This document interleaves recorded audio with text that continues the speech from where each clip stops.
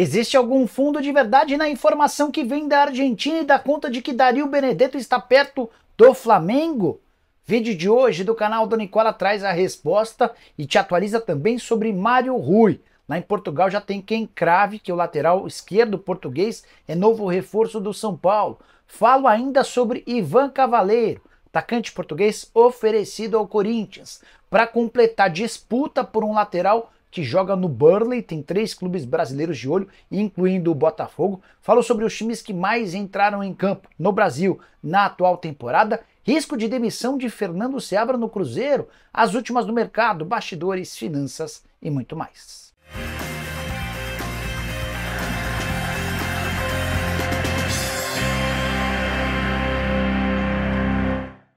Fala aí pessoal, sou Jorge Nicola, bem-vindos a mais um vídeo do canal, sempre bom ter vocês por aqui, sem perder tempo, só pedir para deixar like, se inscrever no canal e ativa também todas as notificações, assim você é avisado quando tiver vídeo novo ou live. Por falar em live, a partir das 7 da noite dessa segunda-feira estaremos ao vivo para responder as perguntas. Bora contar que todo esse conteúdo é um oferecimento de Aposta Real, o site que te dá o maior bônus do mercado até R$800. Na tela com jogos das séries A e C na noite dessa segunda-feira.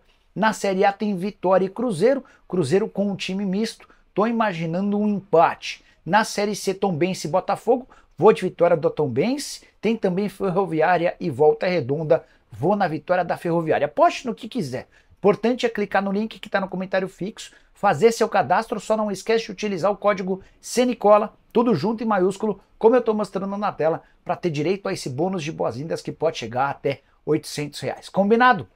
Bora começar o vídeo com aquele tradicional giro de notícias e as primeiras informações são curiosidades. Você sabia que foi a primeira vez que o Botafogo venceu o Flamengo no turno e no retorno do Campeonato Brasileiro desde que ele passou a ser disputado por pontos corridos? Pois é, vitória impactante a do domingo, vitória por 4-1. Outra coisa legal para contar para vocês, desde 1972 o Botafogo não conseguia uma goleada expressiva contra o Flamengo. Na oportunidade 6-0. O placar de 4-1 desse final de semana foi o segundo mais importante do Botafogo dos últimos 40, quase 50, mais de 50, né? 52 anos de duelos entre os rivais. Só para arrematar, Tite não tomava 4 gols numa mesma partida desde que comandava o Corinthians em 2013. E o responsável por essa goleada foi a minha Portuguesa, 4-0, jogo disputado na Arena Pantanal. Só antes de mudar de assunto, ainda no giro de notícias, preciso contar sobre o Al Nassr, que segue discutindo a demissão de Luiz Castro, técnico português que perdeu mais uma decisão para o Al Hilal no último sábado. Ele foi goleado por 4-1. Tô para dizer para vocês que o Luiz Castro só não foi demitido ainda porque o Cristiano Ronaldo faz enorme pressão para a permanência do técnico português. E a última, no giro de notícias, Fluminense e Grêmio já tem mais de 40 mil ingressos vendidos, partida marcada pro Maracanã, restam entradas apenas para os setores norte e oeste inferior. Hora de falar sobre o Vasco da Gama com atualizações sobre mercado. Maurício Lemos não será jogador cruzmaltino. Na manhã dessa segunda-feira, conversei com uma pessoa do Atlético Mineiro, alguém próximo ao Lemos, para saber em que pé andavam as tratativas entre o Vasco e o Lemos. Vale a lembrança de que o Atlético havia saído do circuito, deixando o Lemos bem à vontade para fechar ou não com o Vasco. Entre os clubes já estava tudo certo, o Atlético topava emprestar até o fim da temporada ou rescindir o contrato para que o Lemos pudesse virar jogador do Vasco. Mas informação que veio dessa fonte é de que o Lemos não tem interesse em jogar no cruzmaltino. A primeira proposta feita pelo Vasco não agradou, distância muito grande entre aquilo que o Lemos pede e aquilo que o Vasco oferece, e dá para dizer que, como aconteceu nas tratativas com o São Paulo, não haverá acordo.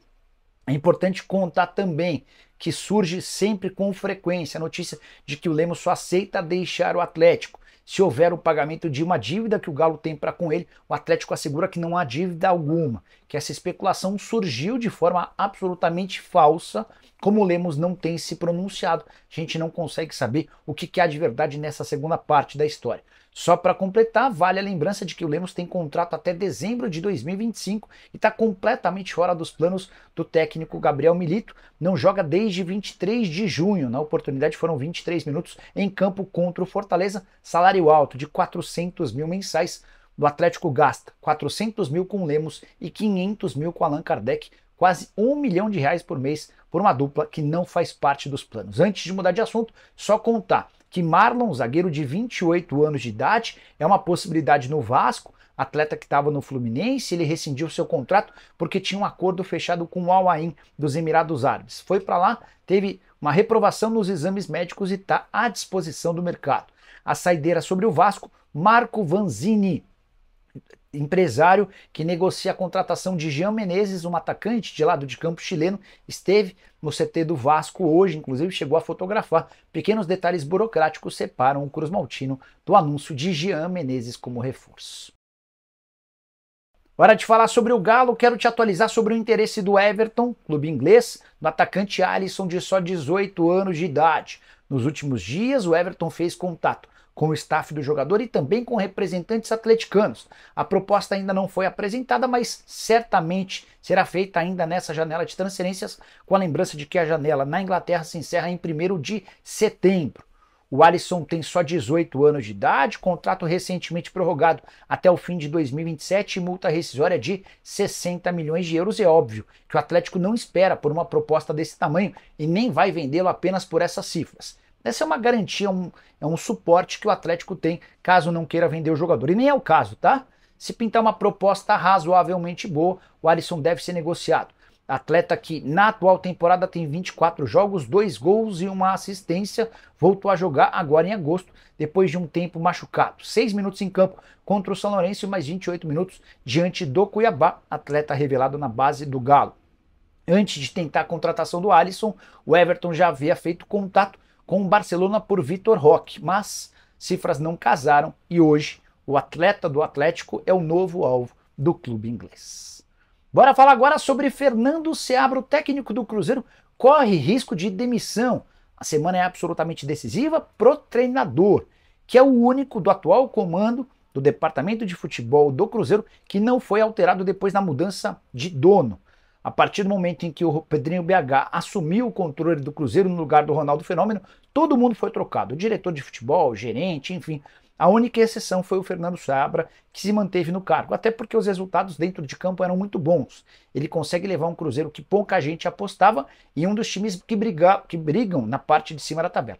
A sequência não é tão boa, são 3 jogos sem vitória. Derrota para o Fortaleza, o empate com o Atlético Mineiro e a derrota para o Boca Juniors. Por que essa semana é absolutamente decisiva para o Seabra? Em caso de tropeço contra o Vitória na noite dessa segunda-feira e especialmente na quinta, no jogo da volta das oitavas de final da Sul-Americana contra o Boca Juniors, o Seabra vai passar por uma enorme turbulência, uma pressão gigante. E a gente pode resgatar aquele áudio em que o dono do Cruzeiro, do Pedrinho BH, fala que precisou intervir em relação à escalação, que se o Seabra não aceitasse as recomendações dele, seria demitido, enfim. O Pedrinho BH é um cara que investe demais no Cruzeiro, extremamente apaixonado pelo clube, mas às vezes bem pouco racional, especialmente nas decisões ligadas a treinadores. Então, o Seabra precisa ficar com as barbas de molho e conseguir bons resultados nessa semana. O Cruzeiro não vem jogando bem, e a curiosidade é que essa sequência ruim se dá depois de uma grande atuação e vitória importante contra o Botafogo no Rio de Janeiro. Jogo especial na quinta-feira contra o Boca. O Cruzeiro passa com uma vitória por 2 ou mais gols de diferença. Se vencer por um gol, a decisão vai para pênaltis. E a gente teria um duelo espetacular de Cássio e Sérgio Romero, 2 grandes defensores de pênaltis. Bora falar agora sobre os times que mais jogaram na atual temporada. Você tem alguma ideia de que time no Brasil mais entrou em campo? Acertou quem lembrou do Fortaleza. O vice-líder do Campeonato Brasileiro, líder, se a gente for pontuar em relação a pontos perdidos, é aquele que mais disputou jogos em 2024. Foram 54 aparições, seguido de perto pelo Botafogo com 53 partidas. Bahia e Red Bull Bragantino fizeram 52 jogos cada. O Cuiabá, o Atlético Paranaense e o Palmeiras dividem a 5ª colocação, 51 jogos para cada um. O Grêmio é o 8º com 49 partidas e só no 9º lugar aparecem o Flamengo, o Fluminense, o Corinthians e o São Paulo, 48 partidas cada. Só queria fazer algumas observações em cima do número de jogos. Fortaleza consegue, graças a um elenco que se estruturou, que melhorou demais em relação aos últimos anos, ser vice-líder do Campeonato Brasileiro e um dos grandes candidatos ao título da Sul-Americana. Já o Flamengo sofre demais com excesso de lesões, foram 2 perdas no fim de semana, ou melhor, no meio de semana passado, o Gabigol e o Pedro, e mais uma perda no final de semana, o Arrascaeta, que não joga no próximo mês. O São Paulo, que vinha sofrendo com muitas lesões nas últimas temporadas, se acertou nessa temporada e vem sofrendo menos com essa questão. Quero falar agora sobre Vitinho, lateral direito do Burnley, jogador de 25 anos de idade, que virou alvo de uma disputa importante entre clubes brasileiros. Flamengo, Botafogo e Internacional já fizeram contato com o time inglês, dispostos a contratá-lo. E posso contar que o Botafogo está otimista, já há um acerto entre o Botafogo e representantes do atleta. Falta agora o sim do Burnley, a proposta do Botafogo é de empréstimo com opção de compra. Só para lembrar, o Vitinho foi formado na base do Cruzeiro, nem teve tantas oportunidades, acabou se mudando para o futebol belga, foi bem, chamou atenção e tem sido destaque também no Burnley. O Botafogo busca um lateral, especialmente depois da questão envolvendo o Damian Soares, ele pediu para ser negociado e está afastado. O Flamengo quer um lateral direito por conta da venda do Wesley para a Atalanta, operação de 16 milhões de euros fixos, mais 4 milhões de euros em bônus. O Internacional busca um lateral direito por conta da saída iminente de Fabrício Bustos. Só para completar, o Botafogo ainda tem um outro alvo, Kelvin, ex-lateral do Atlético Paranaense, outra negociação tão ou mais complicada, jogador do CSKA Moscou, titular absoluto por lá. O CSKA já demonstrou nenhuma intenção de negociá-lo, contrato até 2028. Hora de falar sobre Dario Benedetto, que virou um dos assuntos mais comentados das redes sociais nessa segunda-feira, tudo porque o jornalista Júlio Pavone, da TIC Sports da Argentina, afirmou que Benedetto está perto de ser reforço do Flamengo.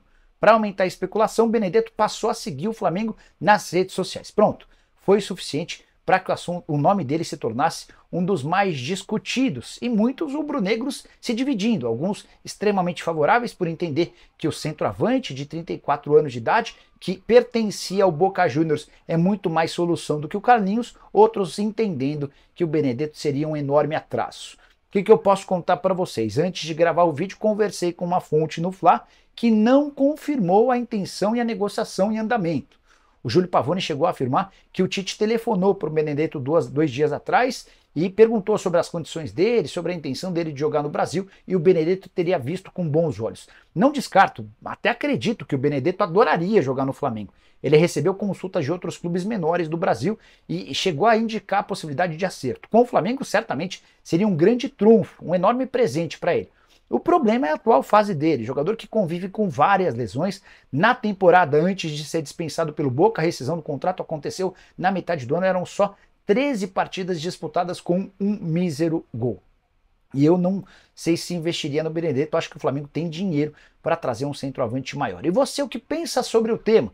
Antes de mudar de assunto, só contar que Michael será mesmo o reforço do Flamengo, como eu venho contando para vocês, contrato até dezembro de 2028, ele chega para ganhar no patamar de Bruno Henrique, algo na casa de R$1,5 milhão por mês, menos do que os R$2.300.000 que ele pedia para virar reforço do Grêmio, do Cruzeiro e também do Corinthians. A saideira sobre o Fla, a Arrascaeta vai precisar de um mês para se recuperar de uma contusão, mais um desfalque super importante para a partida da próxima quinta-feira. O Flamengo enfrenta o Bolívar na altitude, sem Pedro, Gabigol e agora também sem Arrasca.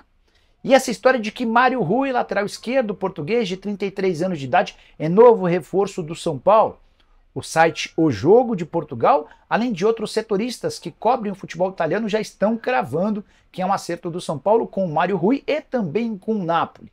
Antes de gravar o vídeo, consultei uma pessoa importante do departamento de futebol que afirmou o seguinte, abre aspas, não é verdade, não há nenhuma situação definida ainda sobre o tema, fecha aspas. O São Paulo entende a contratação como difícil por causa das cifras envolvidas. O Mário Rui tem mais 2 anos de contrato com o Napoli e ganha lá R$2 milhões por mês. Se você multiplicar pelo número de meses que falta, a gente está falando de R$48 milhões.